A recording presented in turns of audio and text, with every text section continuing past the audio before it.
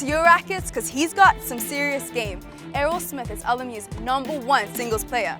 That's pretty impressive, especially for a freshman. But when you're the son of a professional player, you're expected to serve up a little more than just a college title. I talked with Errol to find out what it is like to walk in such formidable footsteps. He shared his vision for the future of his career. Federer, Nadal, Djokovic, all household names and tennis titans. But for young Errol Smith, they were more than just elusive idols. I met a couple of those guys. Being around them was just a big experience for me. I got to, be with them all the time, witness all the professionals that trained with him and his guys. And, it kind of gave me like a feel of what life was going to be like at professional tennis for me. His biggest mentor, the one who trained him and introduced him to them all, none other than his pops, Bahamian legend Roger Smith.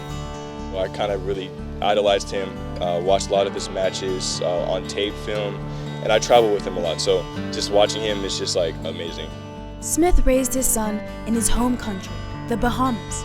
It's where Errol learned the value of community, even though the athlete would dedicate his life to a very individual sport. Everyone's culturally just so together, and it's just such a big family over there, and such a small island. So, they really taught me, stuff about manhood and all that stuff. It made me who I am today. The prodigy was born with a tennis racket in hand. I was about 2 or 3 years old when I first picked up a racket. He dragged it behind him everywhere, like a child clinging to his battered blanket. But Errol says his fondness didn't necessarily translate into finesse. I wasn't amazing. I hit myself a couple times on the head, tripped over a couple balls. But that didn't last long. At 12 or 13 years old, he started narrowing his focus on the game. That's when genetics and natural skill kicked in to give Errol an advantage. Just had the hands for it, it's just fundamentals, But being the son of such a successful athlete didn't always hit the sweet spot. Stepping into his father's shoes wasn't easy. We have like a love-hate relationship. Regardless, he's still my dad. And we're talking match point pressure. At the height of his career, Smith broke the top 100 for best singles players in the world. In the Davis Cup and US Open, he battled with best of all time players like Andre Agassi and Pete Sampras. He joined that list when he was inducted into the ATP Hall of Fame in 2014. My dad, man, I can't even count him. He has so many titles. We kind of have this thing going where I want to try to get more titles than him. It's a pretty big rivalry, me and him. But like father, like son.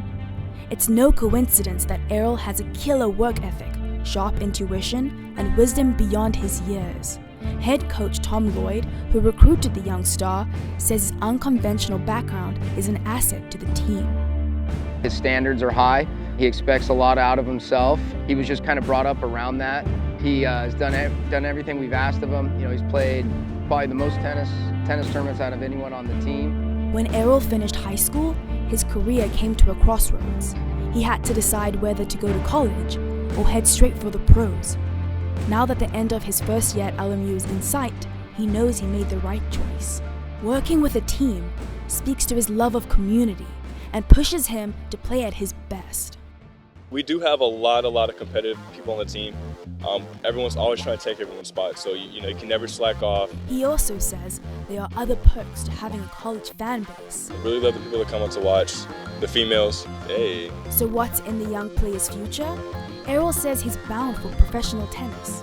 Well, that and Kim Kardashian.